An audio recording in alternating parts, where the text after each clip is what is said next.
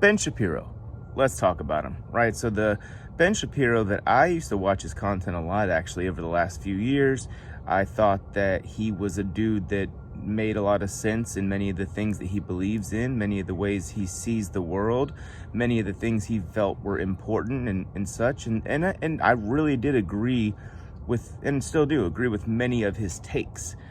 However, his whole thing that really won me over, like many of you, I'm sure, was the idea that facts over feelings, right? That whole shtick he said it, like tweeted it back in 2016, and he had been, I thought, consistent with that line of logic. I haven't watched him consistently, but I've, caught an episode or whatever here and there. And there was a period back in, I think, 2020, where I watched him for like a month, pretty religiously. I just kind of get burnt out on certain politics that I don't like to watch over and over again. But I have a decent idea, and I've had a decent idea of where Ben Shapiro stands on a variety of issues. Then we see this whole thing that happens with Ye and Kyrie Irving, right? And Shapiro, we've noticed that the guy that's all facts over feelings, apparently that line of logic works fine when discussing the Black Black America. When we're talking about how unfortunately many Black kids are grow up without fathers. When we talk about how 90% of the NBA is Black people. When we talk about certain things like that, or when the percentages of crime that are committed by Black people, et cetera, et cetera. All that stuff totally falls into the facts over feelings, right? And I actually agree with many of those. Why? Because they're factual. Does it mean I hate Black people? Of course not. I have many Black friends. I actually grew up with far more Black friends than white friends all the way until I was about 14, 15 years old. So, you're not going to sit there and call me racist or whatever for stating facts. And that exact same line of logic, unfortunately for Ben Shapiro, will apply to literally, at least to the best of my ability, will apply to anyone at any ethnicity or whatever. So when you're talking about Jews and someone says yay, the majority of media are made up of Jews or are run by Jews, that's a fact. Doesn't matter how you feel, that is a fact, right? That's not even saying anything bad. As a matter of fact, that's more complimentary toward the Jewish people than it is an insult. I mean, what is insulting about saying, dude, your people, especially for being such a small percentage of the world and of the country, have really risen to the top in many aspects? That's not anti-Semitic. That is literally pro-Jewish rhetoric. And for him, as a guy that literally, I won't use the word attacks the Black culture or whatever, but he definitely says things that are hard truths, and he has no problem doing that. And so for me, the second this guy, he will literally, I've seen him do it to many different ethnicities, many different categories of people. And I've agreed with many of the time, because usually he's speaking factually. When Ye comes out and says that the things that he said, right, that the Jewish media, Hollywood, etc., right, record labels are run by Jews, majority. And Ben Shapiro, then, his immediate response is, this is anti-Semitic. Not only is this anti-Semitic, he said this is 1930s, and I've heard this from so many of these people. This is 1930s Nazi Germany rhetoric.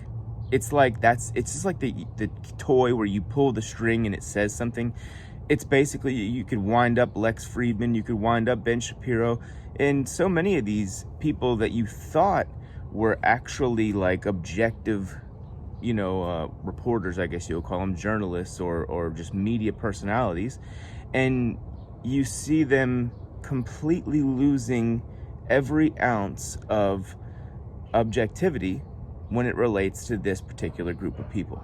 And again, Ben Shapiro has attacked everybody else. Not attacked, that's not even the right word. Ben Shapiro has spoken on and given his factual opinions, I guess, on every other ethnicity or group. And as soon as we see somebody do it to the Jewish people, in a more complimentary way than anything else. And I get the whole like DEFCON 3, whatever. I get that. But he didn't, in that, even let me address that. In that scenario, he didn't say he was going DEFCON 3 on every Jewish person on earth. He was saying the Jewish people the same way he was saying the Jewish media and things. So you could imply what he was actually referring to in that regard, right? He was implying the people at the top of certain aspects of culture and business and media, whatever. And he was really, you could presume that that's what he meant. And so even still, that was the only one thing that was said that could even be, in my opinion, misconstrued as anti-Semitic. And so when you see, and this is now, I'm looking at Ben Shapiro in a whole different way. I see Ben Shapiro now as someone that, when you look at certain narratives, and these are big deals, these aren't small deals, right? Back in 2016, for example, Ben Shapiro, right, the conservative, libertarian, whatever, that he claims that he is, didn't vote for Donald Trump in 2016. Now, do I think Donald Trump is Jesus Christ in a human? No, I don't. But what I do think is that back in 2016, it was the ultimate underdog story. He was running in the Republican Party. He had a lot of really good ideas that we saw work from 2016 to 2020.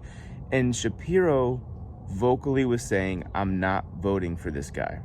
And he was attaching himself to a lot of the mainstream liberal talking points, like the cozying up with Putin stuff and many things of that nature. So he didn't vote for Trump in 2016. Then he came out and voted for him in 2020 because it was pretty undeniable in terms of how good of a job Trump did versus what we could expect from Biden. In that comparison, it was pretty obvious. So Shapiro then votes for Trump. But then Shapiro, back in, right when the vaccine came out, and this is the key word, right when the vaccine came out, he then immediately attacked people that were skeptical. And who did he mainly target? It was the black community, because the black community did not feel good and about trusting their government in regards to injecting themselves with an experimental vaccine. So in that case, Shapiro came out, and what did he do? He didn't have any empathy whatsoever. He immediately said, stop being idiots and take the vaccine. He basically said that, not in those exact words maybe, but it was essentially that, right? It was like, stop being idiots, the vaccine works fine, take it. And for years, he hasn't really continued to stand on that point, but he's not talked about it either.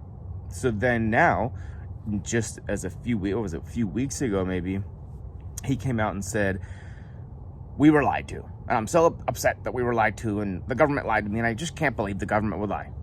Really? You can't, bro, you are supposed to be like this libertarian, meaning someone that wants as little government as possible.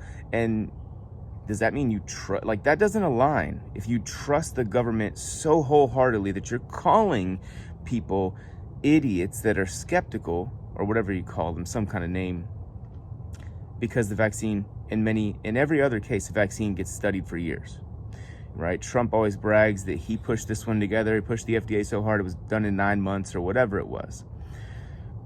Ben Shapiro, why was he genuinely that confident in a vaccine if he's genuinely, it stands where he stands in terms of government and things of that nature, right? Why was he so quick to hop on certain mainstream narratives that just don't align with everything else that he associates himself with? Meaning, he has been calling it out for years now, talking about the liberal media and their lies. Yet, every now and then, and they're on big issues, he will attach himself to those lies as if they are the gospel. Just like what he's doing right now with Ye, just like he did back then with the vaccine, just like he did in 2016 about Trump. I mean, it's just, to me, I've heard people call someone like Alex Jones controlled opposition. If there's anybody that's controlled opposition, Ben Shapiro is someone that I would put in that category. And to me, that doesn't necessarily mean against good versus evil, but it does mean if I was a staunch Republican, I would not trust Ben Shapiro at all. He just gives off very weaselly vibes, in my opinion. And again, this is coming from someone that I actually agree with at least 70-80% of what he says, right? Like, I do actually agree that having kids out of wedlock is a bad idea. I do actually agree that having two parents in the household is very beneficial for children. I do agree that 90% or whatever it is of the NBA is black, and I do agree that's based on merit, right? Just like I agree that the Jews, in many cases, are in powerful positions across media, and things of that nature, right? I don't think that those things are much different, and it confuses me how Ben Shapiro can have a certain way of thinking, and as soon as convenient, or as soon as like, I don't want to say opportunistic, but opportunity arises, he goes off in the complete other direction. It's interesting to me, you know, and I wouldn't say that I trust him.